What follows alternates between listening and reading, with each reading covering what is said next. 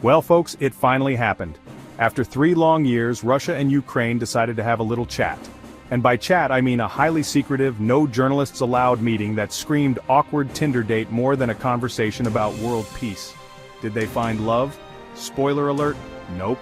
This wasn't exactly a romantic rendezvous, it was more like 2 people forced to sit at the same table in a crowded restaurant, desperately hoping nobody they knew would see them.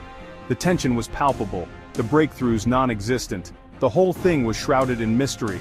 It was like trying to get information out of a toddler who just discovered the concept of lying. Vague statements, cryptic pronouncements, and enough spin to make a washing machine jealous.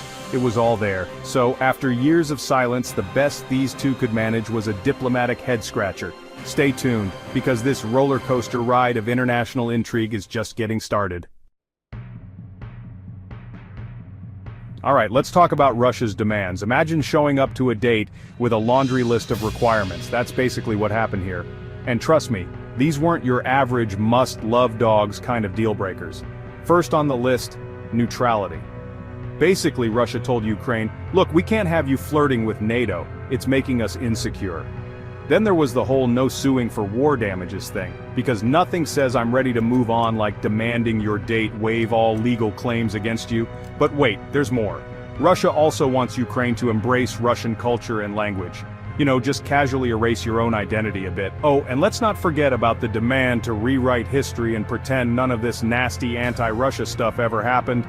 Finally, the piece de resistance territorial concessions.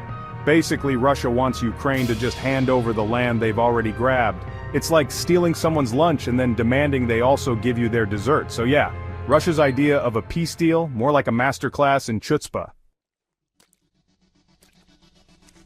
To understand why this whole situation is messier than a toddler's face after a spaghetti dinner, we need to rewind a bit.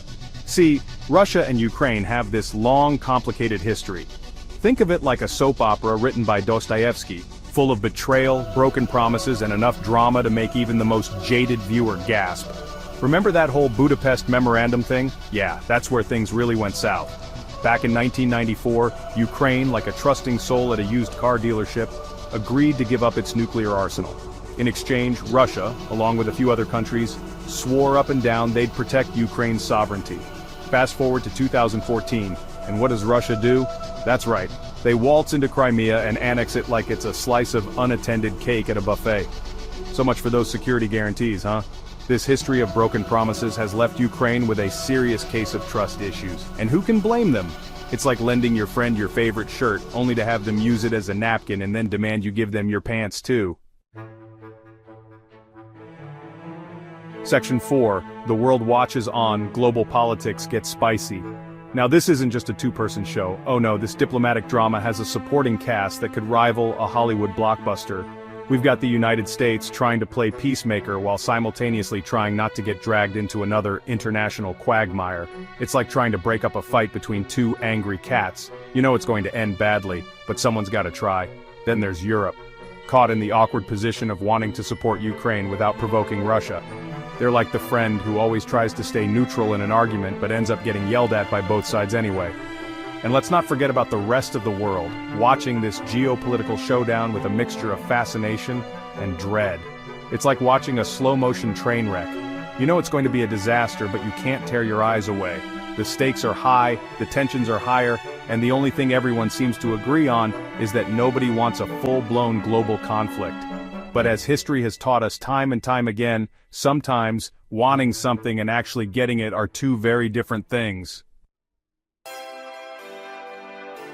Section 5, and the saga continues, because of course it does. So where do we go from here? That's the million-dollar question, isn't it? As of right now, it's anyone's guess.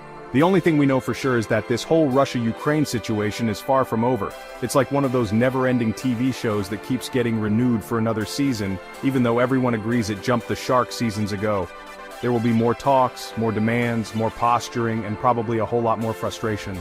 Will diplomacy prevail? Will cooler heads eventually win out? Or are we destined to watch this conflict escalate into something truly terrifying? Only time will tell. But one thing's for sure, the world is watching, holding its breath and hoping for a miracle.